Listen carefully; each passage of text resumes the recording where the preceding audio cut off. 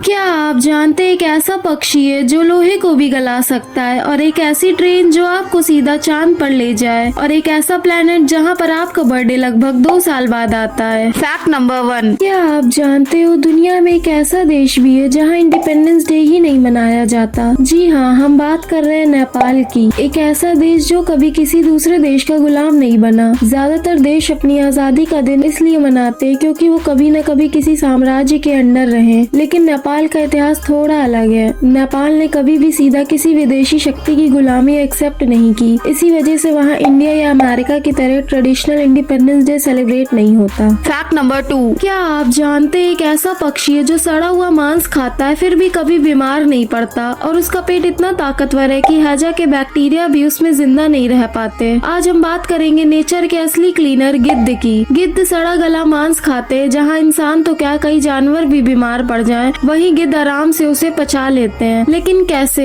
दरअसल उनके पेट का एसिड बहुत ही ज्यादा तेज होता है। उनके पेट का पीएच लगभग 1.0 के आसपास होता है, यानी बेहद खतरनाक। इतना तेजाब कि वो हैजा जैसे खतरनाक बैक्टीरिया को भी खत्म कर देता है। कुछ रिसर्च के अनुसार उनका डाइजेस्टिव सिस्टम कई हानिकारक जर्म्स को नष्ट कर देता है जो अन्य जीवों के लिए जानलेवा हो सकते हैं। इसलिए गिद्ध बीमार नहीं पड़ते बल्कि एनवायरनमेंट को बीमार होने से बचाते हैं। Fact number 3। क्या आप जानते हैं आपके कंप्यूटर या मोबाइल की स्क्रीन पर जो भी रंग दिखाई देते हैं, चाहे वो आपकी फोटो हो, गेम हो या कोई मूवी, ये सब बनते सिर्फ 3 बेसिक कलर से, रेड, ग्रीन एंड ब्लू से। इन्हें आरजीबी कलर मॉडल कहा जाता है। सोचिए सिर्फ 3 कलर मिलकर पूरी दुनिया के रंग बना देते हैं। Fact number 4। सोचिए अगर आप ट्रेन में बैठे हो और वो ट्रेन आपको सीधा चांद पर ले जाए। खबरों के मुताबिक नासा चांद पर इंसानों के लिए परमानेंट प्रेजेंस की तैयारी कर रहा है। आर्टेमिस मिशन के तहत 2030 के बाद चांद पर बेस कैंप और इंफ्रास्ट्रक्चर बनाने की योजना है। अब सोचिए अगर चांद पर इंसान रहेंगे, रिसर्च करेंगे, तो उन्हें एक जगह से दूसरी जगह जाने के लिए ट्रांसपोर्ट भी चाहिए होगा। इसलिए फ्यूचर में चांद की सतह पर ट्रांसपोर्ट जैसे रोवर्स और मैग्नेटिक ट्रैक बनाने का आइडिया चल रहा है। हालांकि अभी रेलवे स्टेशन और ट्रेन वाली फोटोज इमेजिनरी हैं, लेकिन टेक्नोलॉजी जिस रफ्तार से बढ़ रही है वो दिन दूर नहीं जब चांद पर ट्रांसपोर्ट नेटवर्क हकीकत में बन सकता है। जरा सोचिए धरती से 3,84,000 किलोमीटर दूर चांद की सतह पर एक स्टेशन जहां से साइंटिस्ट ट्रेन पकड़कर अपने रिसर्च सेंटर जा रहे हो। बचपन से जो हमने कहानियां सुनी है वो धीरे धीरे सच बनती जा रही हैं। Fact number 5। क्या आपको पता है एचपी का फुल फॉर्म क्या है और इसका नाम एचपी कैसे पड़ा? दरअसल एचपी कंपनी के फाउंडर्स बिल ह्यूलेट और डेविड पैकर्ड हैं। इन्हीं के नाम पे एचपी का नाम पड़ा। कंपनी का नाम ह्यूलेट पैकर्ड होगा या पैकेट ह्यूलेट होगा, इसका फैसला इन्होंने टॉस करके किया था, जिसमें ह्यूलेट जीत गए। लेकिन अगर टॉस पैकर्ड जीत जाते तो आज एचपी को पीएच के नाम से जानते।